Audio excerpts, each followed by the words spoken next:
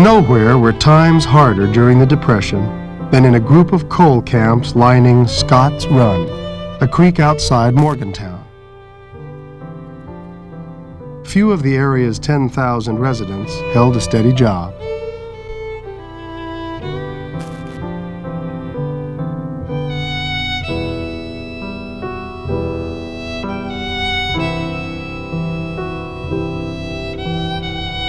Scott's Run provides kind of a symbol for what went wrong in West Virginia.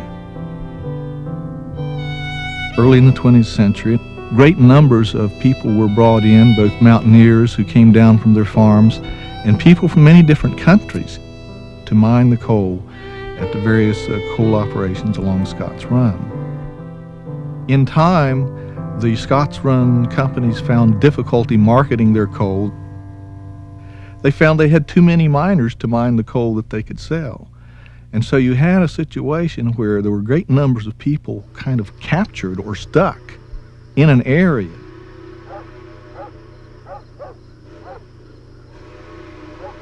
One writer called Scott's Run the damnedest cesspool of human misery I have ever seen in America.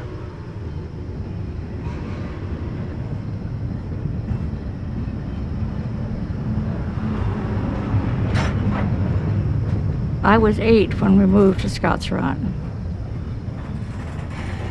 You felt lost when you got down into that spot. The trains were constantly shifting and moving up and down there full of coal. The hillsides were lined with houses. The creek was an orange color. It was full of garbage. That part of my life is colored in not bright colors, but in that grays and blacks and browns. In the center there are some bright yellow spots. That was the family as we gathered around inside at night and sat around the old stove.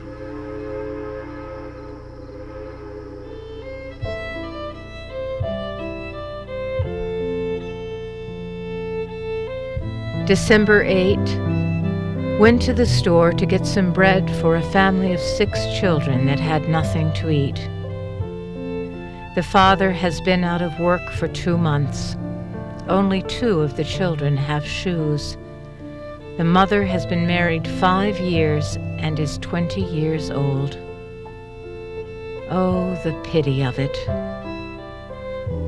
Mary Boehner.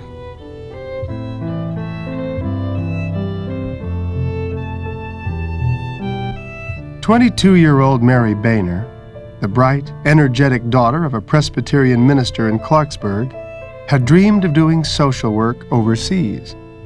But her father convinced her to look closer to home. She was hired to open a church mission in Scott's Run.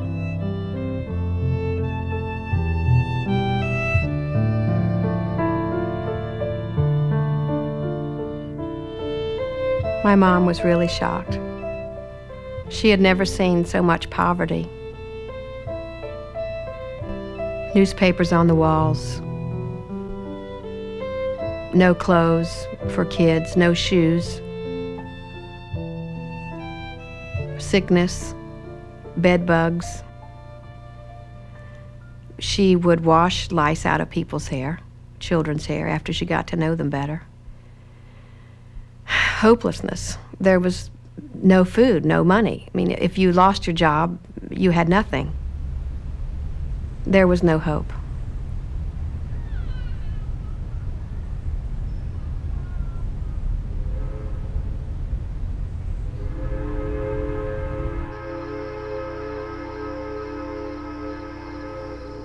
Little Audrey said his father was real sick, and how they got 80 cents a day for his father's janitor service at the 2 schoolhouses.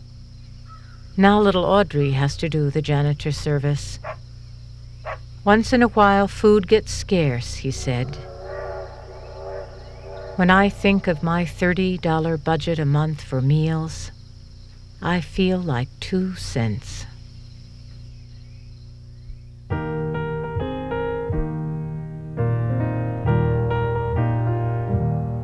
Boehner converted an abandoned company store into a community center called The Shack.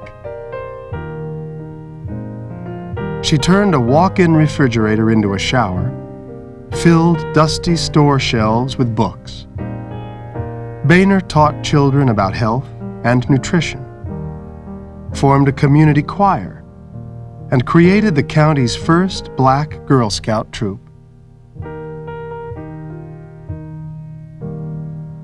She urged families to plant gardens and raise their own food.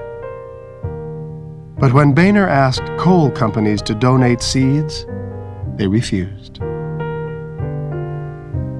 These companies have no regard for human life.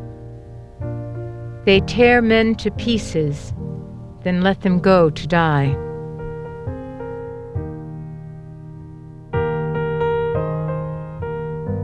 I can remember Dad and Mother saying, "Why is she here? What's she doing? And why did she come? Who sent her?" But then we saw what she was doing. Here was a woman, a very young woman, who was directing all sorts of things. She was not just saying God loves you. She was going out and showing people. She was bringing clothing. She was bringing food. She was sending people out to help people. And it made a real impression on me to see this young woman, what she was doing. Even though Scotts Run was only 9 miles away from Morgantown, it was a world of difference that many people were afraid to cross. So she put the kids on a bus and she took them into town.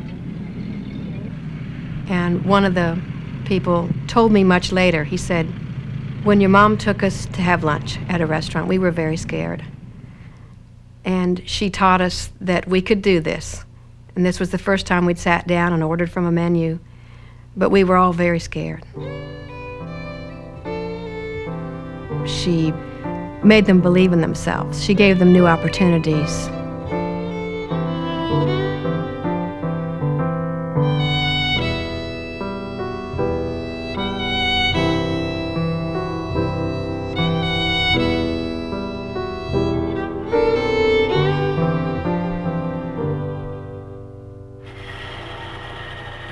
Mary Boehner was soon joined by others. The Quakers opened a factory where unemployed miners made what were called God Love chairs. Students from West Virginia University taught Sunday school classes and helped serve free meals. Then, in 1933, a woman who had bought a God Love chair arrived. She met with Mary Boehner, visited several families, and saw conditions in the camps for herself. The next day, Eleanor Roosevelt returned to Washington and told her husband that something had to be done about Scotts Run. She was convinced that what needed to be done was to take these excess people out of the mines at Scotts Run and find some way to give them a livelihood where they could work at something different and get out of this completely dead-end situation that they were in. Let's take these people and let's put them on the land. Let's let them be farmers. And if they can't earn enough by farming, let's bring in some manufacturing. And out of that, I think, was born the idea of Arthurdale.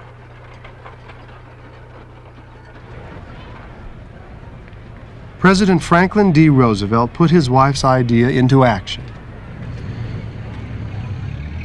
The federal government bought a farm 20 miles from Scotts Run, built new houses, and began selecting families for relocation to the new community of Arthurdale. Applicants were asked if they got along with their neighbors, if they had ever used farm tools, and if they could tell a rooster from a hen. Blacks and foreign-born whites were excluded. "Colored people do not make much of an effort on their own," said one official, "and foreigners are even worse."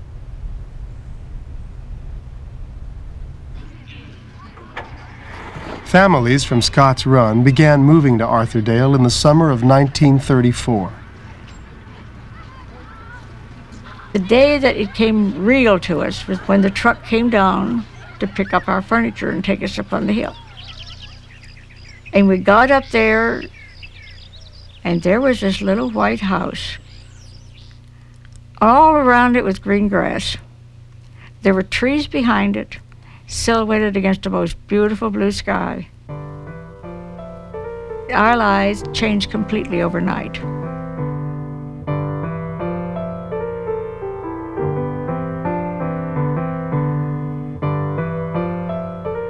A school and cooperative store opened, as did factories where workers made vacuum cleaners and furniture. Reporters from across the country arrived to see Eleanor's experiment. It got so a man couldn't set down to his sow belly and turnip greens, complained one resident, without some stranger peeking in the window to ask fool questions.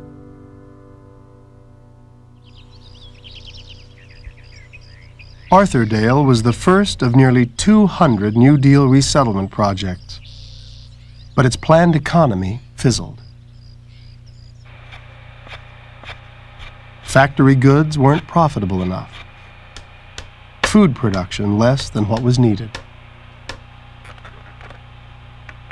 Arthurdale didn't accomplish what it set out to accomplish. The efforts to bring in manufacturing to Arthurdale failed. What manufacturer wanted to go out to a remote location like Arthurdale? It didn't make economic sense. Moreover, the farmland at Arthurdale turned out not to be very good land. They had picked bad land. They did a lot of foolish things. Economically, it didn't work in the long term. Government support of Arthurdale dwindled. Yet Eleanor Roosevelt returned every year and continued to declare the project a complete success.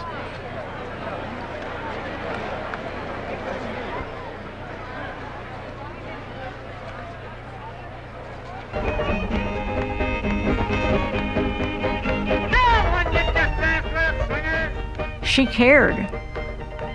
We couldn't imagine that the president's wife would come down here.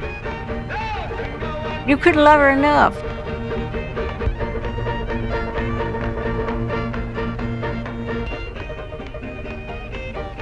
You can't tell anybody that grew up in Arthurdale that it was a failure.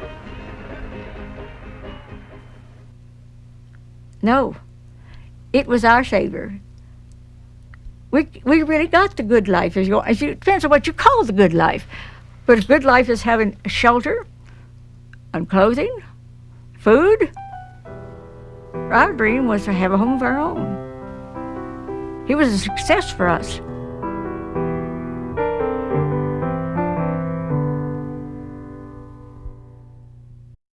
Your favorites. Go get a toy. What kind of a toy? Choo-choo toy. Robbie. Robbie what? Robbie Cove. Robbie Coles? How old are you, Robbie? 4. 4 years old. What's your name? Laurie. How old are you, Laurie? 5? What do you like to do here? I like to play with toys and all that kind of stuff. I'm Reverend Walter Blaney. I helped senior citizens on the van to help them off. I take care of the money for them, collect it. Then Walter went to the settlement house for emergency assistance, and this is the interview process. Source of income. Veteran pension, Social Security. Social Security and veteran pension. Okay, do you get welfare? No. Food stamps? I get $10 food stamps. Do you get SSI? No. Black loan? No. Your bill is $96. The most I can give you from the emergency service fund is $50. If I write you out a voucher for $50, can you get the other $46? I can try. Now, I'll fill this voucher out. You sign the voucher on this line here. You sign your name right here. They don't give you much of a line, do they? What you will do is, I will keep the white sheet. You take the pink sheet and the yellow sheet to the gas company. You will sign it again at the gas company. You will sign it on that line. Okay, they sign it here, and they mail these 2 sheets back to me. When I get these 2 sheets, then I will write them a check for $50, and I will send that in. This voucher, plus your $46, will pay for your gas bill for this month, and that'll catch you up. Earlene Tate. What do you Cook. Daycare cook. Earlene, you've been connected with the Settlement House most of your life. What are some of the early remembrances of it for you? I went to kindergarten here. 29. 1929. What's the most satisfying part of working here at the Settlement House? What gives you a lot of nice rewards and good feeling? The children. What kind of children come here to the daycare center? Okay. Black and white and mixed. My name is Ethel Ranchig. Ethel, how long have you lived in the Osage area? Since 1928. For you and for others, what do you think the importance of the Scotts Run Settlement House is, and what does it mean? Well, it's a place where you can get Christian education. It's a place that we have for our church. Our United Methodist Women has meetings there. Our senior citizens has meetings downstairs. The Meals on Wheels uses the kitchen for their dinners. And it's just a good place to go and mingle with friends. Ethel, you have been a resident here since 1928. You're on the board at the Scotts Run Settlement House. Why do you give so much of your time to the Scotts Run Settlement House? Well, I don't have anything but time. The county assessor, John Piles, shares with us his reasons for being on the board. Well, I simply feel that the work that the Scotts Run Settlement House does in the community is especially important. It really gets to the grassroots of that problem and provides wholesome activities and leadership and spiritual help in that area. And it provides the people of that community pride in their surroundings and useful activities in the senior citizens area. And I think it's just a great place, and I'm happy to be a part of it. I'm Pearl Krieger. I used to live in Osage. I now live in Westover, and I was in that flood, and it was really a bad one. Had my father, he was 101 at the time, and I had my husband, he was an invalid too, and we almost didn't get them out, and we waded water out under our arms to get out. And then when I went back down, the water was up to the top of my windows. And when we did get in and looked in, everything was just upside down. It was really a mess. Well, yeah, the settlement house, they was real good. When we was down there trying to get things worked around, they give us sandwiches and coffee, and then they had a place up there that we went and signed up for the Red Cross. They helped in that way, and then later on they had clothing and bed clothing and things like that we could have, you know. They was real good to us all. Then we talk with an elderly man who was helped by the Catholic Good Counsel Friary through the summer volunteer workers that are coordinated through the Scotts Run Settlement House. My name is Fred Walker. I'm known as Deacon Walker. I've been in this place where I'm living now. I lived here for 60 years. Shame to tell my age. I'm 81, and they built me a porch this summer, and last summer they built a porch. I live on a trailer, and if you ever come on New Year's, keep on driving, you pass by my trailer. I live in the last house on the hill. The settlement house have been wonderful. They were the start, and they've been doing it ever since. And now we've got used to them now. And they come in and just I don't know how to say it, but they're a blessing. They're a real blessing to us. My name is John Dodd, and I'm treasurer of the senior citizens at Settlement House. John, I know that you've been treasurer there for about 12 years now. What do you do with the seniors? Oh, I try to keep them straight, for one thing. John, what has the Settlement House meant to you during these past 12 years or so? Well, it meant a whole lot, because if it don't be for them, I'd have been like a lot of the other old fellas passed on. I know when you first got started, I think the Settlement House opened up or let you run a gift shop, didn't it? Yeah, they sent me down to the gift shop, and I was there 12 or 13 years. It got so it couldn't make rent, and then I closed it down. My name is Dickie Gamble. I'm 14. Tell us some of the things you have done through the Settlement House. I joined the 4-H. I joined the Cub Scouts, the Boy Scouts. I went to church camp. I went to 4-H camp. I went to Boy Scout camps. I went on the trips, the daycare, the 4-H, senior citizens, and field trips for the 4-H, and everything else. I know one of the things you've done the last 3 years is go to church camp. Tell us a little bit about church camp. Have you enjoyed it? What have you done? It's fun. Even I hurt myself this year. My name is Jeff Thomas, and I'm 18, and I play basketball. Jeff, you played basketball for 3 years, and in those 3 years we've had some pretty good teams, undefeated in 2 of them. What has been some of your joys in playing basketball for us? Mostly the excitement in just working with the other team members. Jeff, as a Christian, you have been a team leader. What does being a Christian man and playing in a church league basketball team say as opposed to a high school basketball team? Well, it's easier because they treat you like you're somebody nice, and they treat you real special.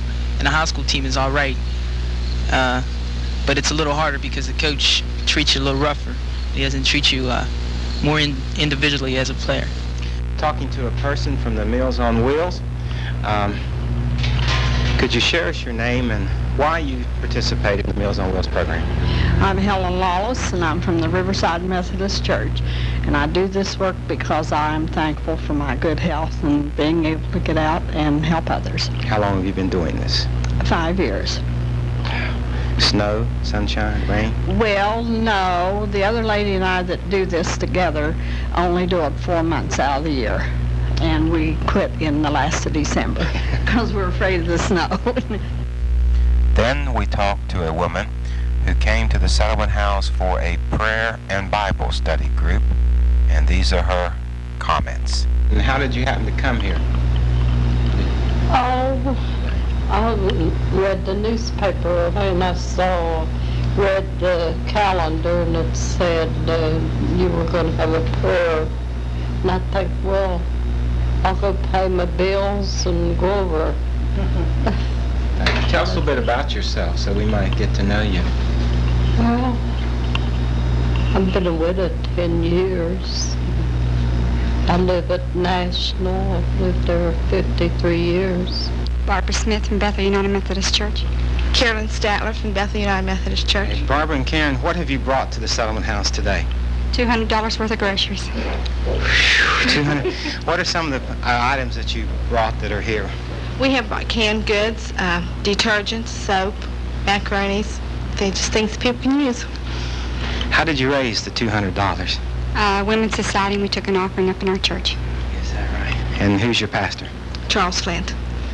Okay, how long did it take for you to go to the store and buy all this? Just one day. Well, we certainly do appreciate that very much. How did you hear about the need here? Through a newsletter that was sent to our Women's Society. Talking to some people who are working in the one of the programs here at the Scotts Run Settlement House. Could I have your name, please? I'm Evelyn Prager. All right. One of the nurses at the health department. Oh, very good. And you're brand new. You started yesterday. What's your name, please? Mary Biggs. All right, Mary. And doctor? I'm Dr. Krause. And sir, could you tell us a little bit about why you come out here, I guess, every other Wednesday? No, we come out here twice a month. And our primary objective here is to do physical examination on the children, follow up on treatment that certain children, preschool children have, and to provide immunization for these children. Very good. And are you paid for out of the health department services? Health department, that's right. Thank you very much. Doctor, how long have you been coming here? I'm ashamed to admit, I guess I've been here 10, 12 years anyway. Jeez, marvelous. And Evelyn, how long have you been sharing your ministry? That's where she is. I've been more than 26 years. 26 years? Right. You've probably come to know these people quite well here, haven't you? Right. And their children and their children's children. Yes, but I like it. It's very interesting. May I ask you a question? Why do you think this is an important kind of contribution that you can make and that the health department can make to the people in the Scotts Run area? Well, our primary thoughts are always health, and this is the way to get to the bottom of it. We thank you very much for watching this slideshow and hope that the information we have shared with you will be beneficial and helpful as you understand the work and the ministry and the mission of the Scotts Run Settlement House. We all share in the work of the Lord on this earth together. This is a story of how one agency tries to share in that ministry. For needed services for people who may have been chased from their homes by floods or other natural disaster. Melva Humphreys directs the activities at Scotts Run Settlement House. She talked to D.D. Min about her work. Melva, there's a lot of concern that settlement houses ought not to do the work of groups that the government is working with, that these people receive a lot of help from governmental agencies and from the welfare department, from Social Security. Why do you think it is important to continue the work of the settlement house in working with the people that you do and throughout Morgantown and surrounding communities? Social work, as carried out by settlement houses such as this, is social work with a heart. Now, many times you get shoved from one office to another when you're working with welfare or with government agencies, where if in a settlement house, a church-sponsored agency finds a problem, they are the ones that carry the burden and the people get the benefit. Settlement House in the very beginning was the start of a lot of things that the government has picked up. Social work's one of them. Hospitals is one. And children's homes another. But there are still many things that the settlement house can do, social work-wise, recreation-wise, and so on, to be able to help the people without all the red tape that it goes to get things through the government. Another staff person at the settlement house carrying out the ministry of Jesus Christ is Judith Bain. Judith is responsible for programs for seniors. Your enthusiasm comes across to the seniors, and their enthusiasm comes back to you. I know that you've had a lot of rich experiences while you've been here, and I wonder if you would share with the audience perhaps some of those experiences. I love working with the senior citizens, and it's like having 50 grandmothers, and I think we've got about 10 grandfathers. And I love each and every one of them. Sometimes they frustrate me to the point that I could scream, but the joy that they give me and the way they, show their affection. I have one lady that every time she bakes bread, I get a loaf of homemade bread. I've gotten homemade apple butter. I've been invited to their homes for cabbage rolls and cake and coffee. But the satisfaction I get from working with the people and thinking that maybe in some small way, I do something to help them, it's really gratifying. Peggy Scharf talked with Dee Dee about her work with the youth at Scotts Run Settlement House. Could you share with us why you think all the programs that you do are important and what contributions they make to the youth's life? For one thing, I've noticed in this particular area that many of the young people do not have a very high confidence level. And a lot of the people do come from low-income families, although not all of them. and they don't see all the potential that they have. And by giving them good, positive experiences, hopefully they'll grow and become the best people they can be. Weeks ago, we were having a youth fellowship meeting, and one of the young girls was asking, she was concerned about being too old to be in our group, and I said, well, when you get to be too old, you feel like it, you can be a youth leader. And she thought that was a good idea, and I felt like, well, maybe I'm starting to get somewhere. Barry Miller directs the daycare facility. He told Dee Dee that although he had no children of his own, he considers the 43 kids he is responsible for each day as his own. I have 43 kids every day. I really like the kids, and you asked me before what we provide. I think security, love, and attention, and everything else is extra. Basically, we work on different areas of development: social development, intellectual development, physical development. We have a full-size gym here. We're in the gym or outside every day. And then we have small group play, we have manipulative toys, and we also have lessons where they learn their ABCs, counting, things like that.